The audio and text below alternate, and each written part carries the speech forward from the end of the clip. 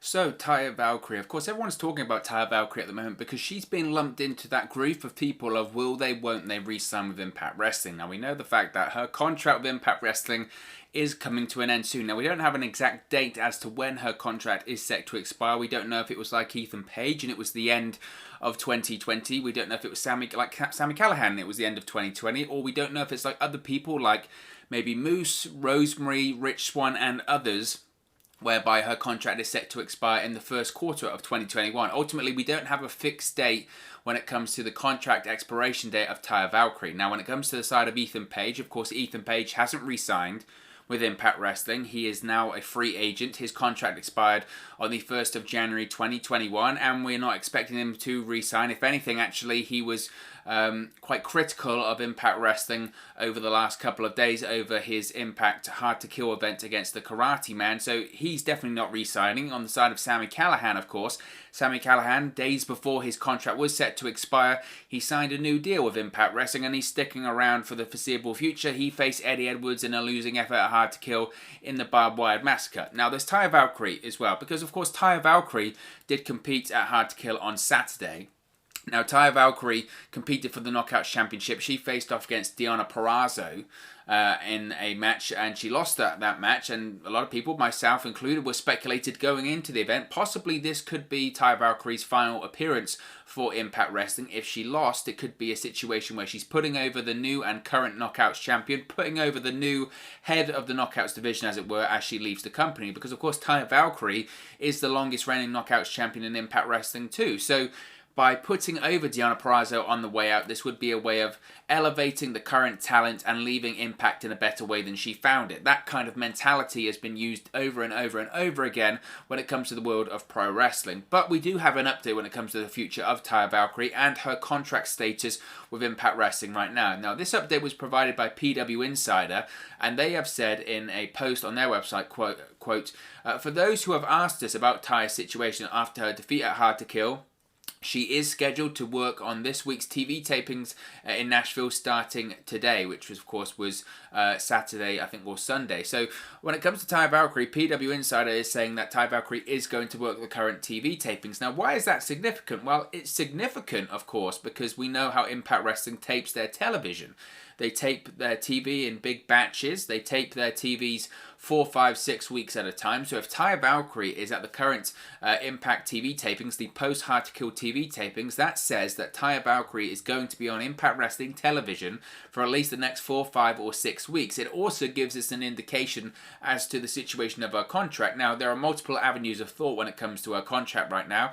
Those being that her contract hasn't yet expired. Maybe it expires over the next couple of weeks. That's why she's doing these TV tapings.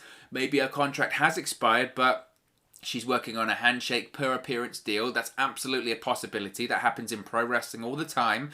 Rey Mysterio last year in the summer was working on a handshake per appearance deal with WWE until they signed his contract.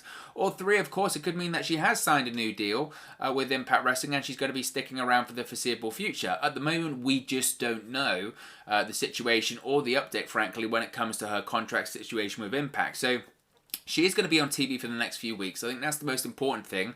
What does she do on TV? That is certainly really interesting. It feels like Taya Valkyrie is slightly lost right now because, yes, she had obviously the decay with her at ringside. She had Crazy Steve and Rosemary, but at this moment I feel as if Rosemary and Crazy Steve are kind of back to doing their own thing as the decay. They reunited at Hard to Kill. They won their match against Tenille Dashwood and Caleb with a K. Of course, they did accompany Taya Valkyrie to ringside, but quickly I'm not even sure if the match had started yet. They got ejected from ringside in addition to Kimberly and Susan. So maybe it's a case we could see maybe a 6-man tag team match happen at some point on Impact Wrestling. We could see Taya Valkyrie team with Crazy Steve and Rosemary. They face off against Tenille Dashwood, Kimberly, and Susan, sort of intergender style. That certainly could be a possibility. Maybe that's why they're sticking, Taya Valkyrie sticking around for a little bit. Maybe that will be her final match in Impact Wrestling. If not, if Rosemary and Crazy Steve are going to be off doing their thing, and Taya Valkyrie just lost convincingly to Deonna Purrazzo, by the way. There was no interference or anything like that. It was just a fantastic match, but Taya Valkyrie lost it after submitting to Deonna Purrazzo, it kind of makes you wonder, where does Taya Valkyrie go from here?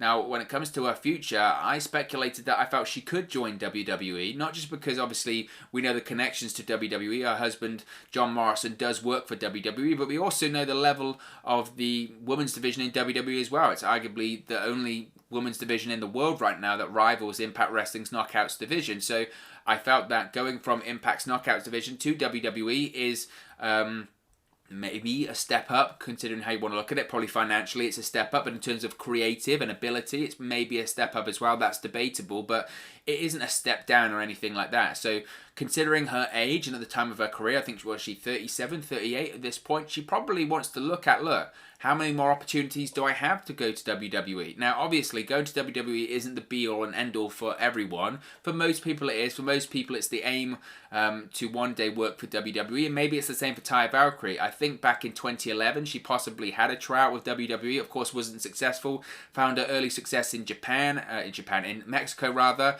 and Lucha Underground as well. So maybe it's a case of wanting to come full circle and go to WWE. Maybe it's a case of she stays with Impact because Impact were ones to really take a chance on her over here in North America. Of course, Lucha Underground did as well, but you know what I mean. So maybe that's the case. As far as it comes to Taya Valkyrie right now, we just don't know. What we do know is that she is going to be part of the current TV tapings, which means she's going to be on Impact Wrestling television for the next 4, 5 or 6 weeks at the very least. So that's certainly interesting when it comes to Taya Valkyrie. Personally, when it comes to what she's been doing recently, I thought her match against Deonna Purrazzo at Hard to Kill was just fantastic. In terms of being a pure wrestling match, it was arguably the best pure wrestling match on the show. Yes, we had a fantastic main event with Kenny Omega and the Good Brothers against Rich Swann and Chris Sabin and Moose. That was a fantastic tag team match. Yes, we had a fantastic X Division title match. Great high-flying moves, super innovative spots, really enjoyed that match. Yes, we had the Barbed Wire Massacre match, which was a gratuitous hardcore death match. That was really enjoyable. But I think bow to bow in terms of technical pro wrestling, in terms of wrestling psychology, in terms of technical movesets, you'd argue that that match between Taya Valkyrie and Deonna Purrazzo was the best match on the show. It just was that fantastic. So I wouldn't be against in the slightest if we saw Taya Valkyrie and Deonna Purrazzo face off once more. In fact, I wish we do. So hopefully we could see it at least once more. When it comes to Taya Valkyrie at this point, I just don't know. I think Taya Valkyrie falls in the middle. When we had those names of possibly that could leave Impact Wrestling at the end of 2020, I think everyone said Ethan Page is going to leave, and everyone said Sami Callihan's going to re-sign, and we were proven to be correct in that sense. But Taya Valkyrie was the one that was more difficult to predict. And at this point of time, she still is difficult to predict because we don't know the full details at the moment. We don't know the full expiration date of her contract. We don't know if there has been interest from WWE. We don't know if there has been interest from AEW or other companies elsewhere. So it's a difficult one. It's a very difficult one. Like it's the same with Ethan Page and Sami Callihan. I would love for Taya Valkyrie to stay. I do think you have to look at what she's done in Impact Wrestling and what's left for her to do, and there's not a lot. Obviously, she still could win the Knockouts Tag Team Championship in the future. Maybe that is something that is keeping her or makes her want to stay. I don't know. There certainly is a lot of discussion there, and only time will tell as to what happens when it comes to Taya Valkyrie. Now, what else I did want to talk about, speaking of Hard to Kill, speaking of the Knockouts division, was the Knockouts Tag Team Championships. We haven't spoken about this yet, and that is Fire and Flava winning the Knockouts Tag Team Championships at Hard to Kill on Saturday. Kira Hogan and Tasha Steelz, collectively now known as Fire and Flava, won the Knockouts Tag Team titles at this past weekend's Impact Wrestling Hard to Kill pay-per-view. The two defeated the team of Havoc and Nevaeh to win the finals of the tournament and crown the new champions. Before that, they defeated Team Sea-Stars and Taya Valkyrie and Rosemary in the first 2 rounds of the tournament. After that win, they were presented with the new Knockouts Tag Team Championships by Impact Hall of Famer Gail Kim and the recently retired Madison Rayne. Hogan and Steelz are the first champions in the division since 2013 when the titles were vacated and deactivated. I really enjoyed the match. I did really enjoy the match. They were my pick to win it from the start. So I'm very glad the prediction was right when it comes to Fire and Flava. I'm also really glad that a female tag team won. And by that I mean it's not 2 single stars that were put together. You've heard me complain a million times here on the channel about this, that one of my biggest bugbears when it comes to tag team wrestling, and this isn't just an Impact or it's anywhere, whether it's WWE, AEW, whatever, is when they put 2 single stars together and they start being established tag teams. That to me, logically and psychology-wise, makes no sense. tag team wrestling is a speciality. It's an art form in the sense that you have double team maneuvers, you have utilization of the referee, you have tag team psychology, you have matching ring outfits, you have combined entrance themes, you're a team name, you have all that kind of stuff that goes into tag team wrestling and has made great tag teams over the years. That's why I was happy anyway that the finals had Fire and Flava and Havoc and Nevaeh in the final, because that makes a ton of sense, because they are two legitimate female tag teams. So that was good as well. I enjoyed the match. I'm a big fan of Havoc and Nevaeh as well. I think they really, the styles here really mesh really well, because Kiera Hogan and Tasha Steelz, they are smaller competitors. Then you've got Havoc and Nevaeh that are way, way bigger competitors, absolute powerhouses. And for the majority of the match, they just beat the hell out of Fire and Flava, and that was fun to watch. It was fun to watch. I think Havoc arguably stole the show in that match. Some of her displays of power were absolutely ridiculous. When you had the spot where Havoc's in the ring and Kiera Hogan goes for a crossbody, Havoc catches her, then Tasha Steelz goes for a crossbody, and you think, right, she's going to go down, and she manages to catches her as well. And she's got both of them and manages to throw them in a fall-away slam. That was unbelievable. They looked like they were setting up for the Tower of Doom spot as well, but instead of Nevaeh coming off the top rope, Havoc just had both of Fire and Flava and just dumped them on the floor. I thought Havoc was unbelievably impressive, absolutely fantastic.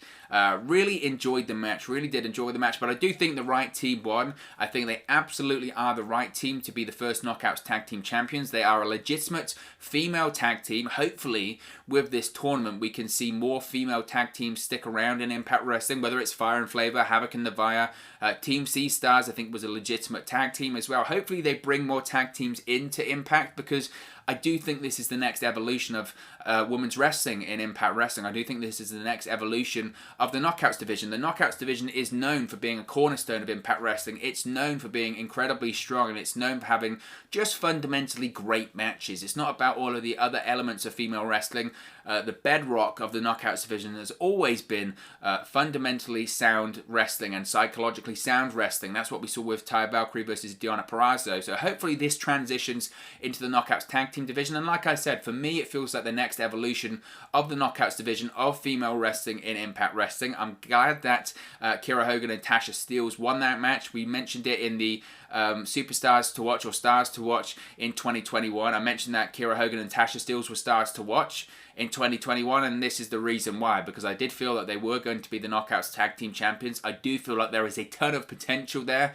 They are young, but they are up and coming. They are very good in the ring. It's a shame that crowds aren't around right now, obviously, because I think these would be really, really popular. I do think these would be really popular with the Impact Wrestling crowd, and I think the match they had at Hard to Kill and just the whole pay-per-view in general, frankly, would have been really popular and really well received by a crowd. So I'm really glad that they won the match. I really did enjoy the match, and I thought the post-match angle of having Gail Kim and Madison Rayne hand over the Knockouts Tag Team Championships to Kiera Hogan and Tasha Steelz, I thought that was very fitting. I thought that was a moment.